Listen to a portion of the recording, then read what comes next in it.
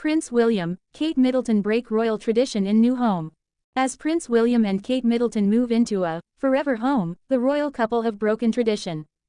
Earlier this week, news broke the pair will relocate to Forest Lodge in Windsor Great Park with their 3 children, Prince George, 12, Princess Charlotte, 10, and Prince Louis, 7. The 8-bedroom property is worth about £16 million, £32 million Australian dollars, Page 6 reports. The Wales family has been residing at Adelaide Cottage, located near Windsor Castle in Berkshire, England. Insiders told The Sun they are hoping for a fresh start after a difficult time at Adelaide Cottage, during which Queen Elizabeth II died, and Kate and King Charles were diagnosed with cancer. William and Kate are paying for the move and rent at no extra cost to the taxpayer, it is understood. Unlike Prince Harry and Meghan Markle when they splashed £2.4 million (4.29 million Australian dollars) of taxpayers' money on Frogmore Cottage, Wills and Kate are funding all renovations themselves and will have no live-in staff. The Sussexes later paid back the money before being evicted by Charles.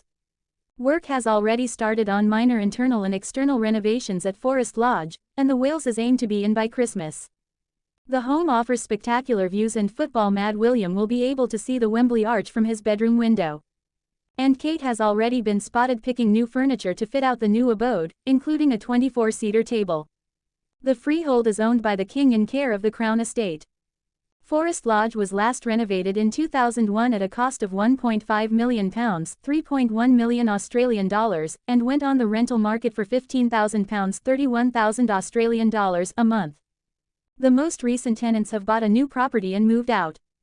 The Daily Mail previously reported the Wales family was moving because they had outgrown their current home.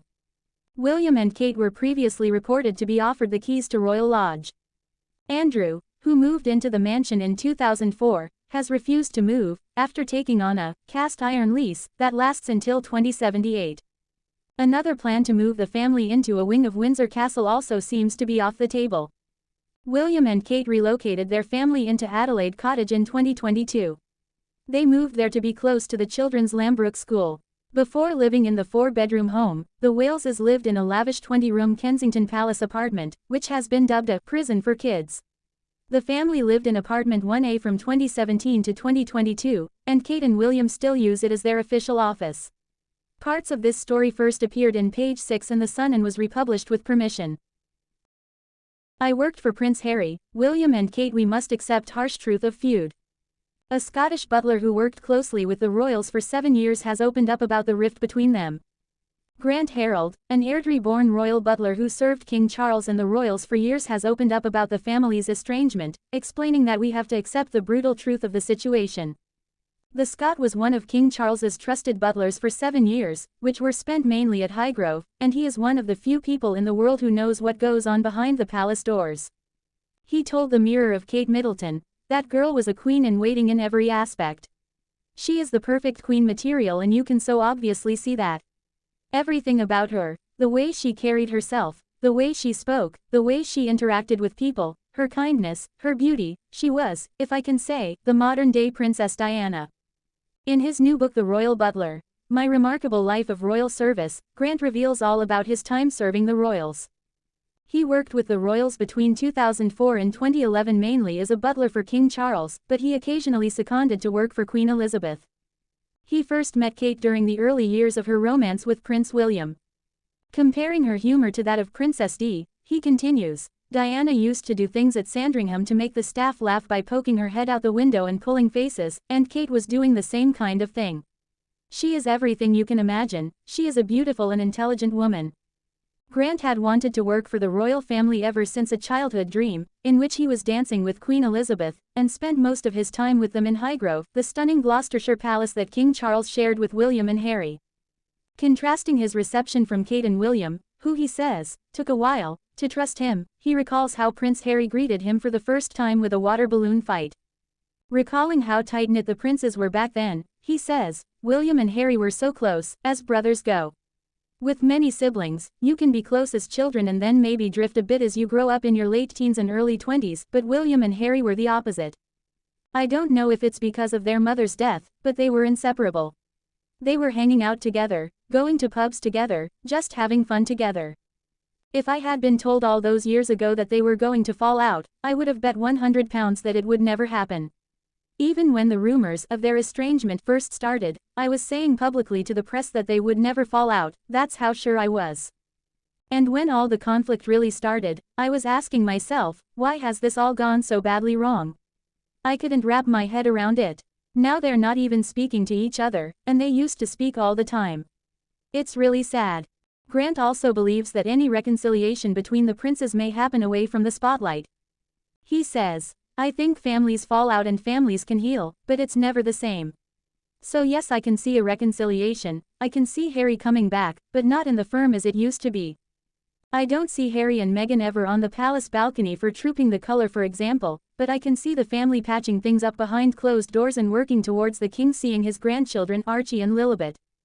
I think that's what they're trying to work towards. I think they could be thinking, let's just be a family behind closed doors and move on from this rift from our point of view, not from the public's point of view. Despite hoping for a reunion between the Sussexes and the wider Windsor family, Grant went on to say that, things are such a mess right now, and admitted, I think we have to accept that there is a real possibility that we may never see them as a united family in public. But he reveals King Charles to be an exceptionally compassionate man and believes he may be the orchestrator of any reconciliation in the future, saying, the thing that surprised me was how genuine and nice he was. He recalls how he would be in the middle of serving dinner, I would hear, oh and how are you today? And I'd ignored him King Charles because I thought he was talking to the guests. Then he'd say my name and ask me again, and then he'd start saying, how's your mum? How's your papa? How's your brother? How's your home? If I was having something done, he'd always know and remember what was going on. He'd say, did that thing get done in your house? His kindness and compassion would catch me off guard every single time. Certain that Harry will have kept up some kind of communication with his father, in light of his illness, Grant continues, Charles is a very compassionate man. So, even if William, as the big brother, is angry at what Harry has done and maybe has more reservations about meeting up with Harry, I think the king, at this point in his life, will be thinking, let's look at the bigger picture. Life's too short, and family is all you've got. He also believes Harry will want to heal the rift with the king. He says, I think Harry does want to reunite with his father, because at the end of the day, Harry is aware that his father has not been a very well man, because they were very close and that doesn't always change. Clearly a big fan of the king, Grant recalls a touching moment when he introduced him to the late queen at a banquet at Kew Palace. Laughing, he says, I'll never forget, I was so focused on the job, and so overwhelmed and excited to be on her service and I was thinking, don't do anything wrong, Grant. Don't put down the wrong plate, don't drop the sauce, don't overfill the glass, all these things. I remember going over to offer the queen the vegetables and suddenly Charles looks around at the queen and over to me and says, oh mummy, this is Grant, my newest butler. And I'm thinking, oh God, not now, not over the vegetables. In light of the news that William and Kate, along with their 3 children George, Charlotte and Louis, are set to relocate to Forest Lodge on the Windsor estate, from their current home Adelaide Cottage, Grant shares his thoughts on the fate of Buckingham Palace. When it comes to William, he is used to smaller houses like Highgrove, because he didn't grow up in the huge palaces or castles, says Grant.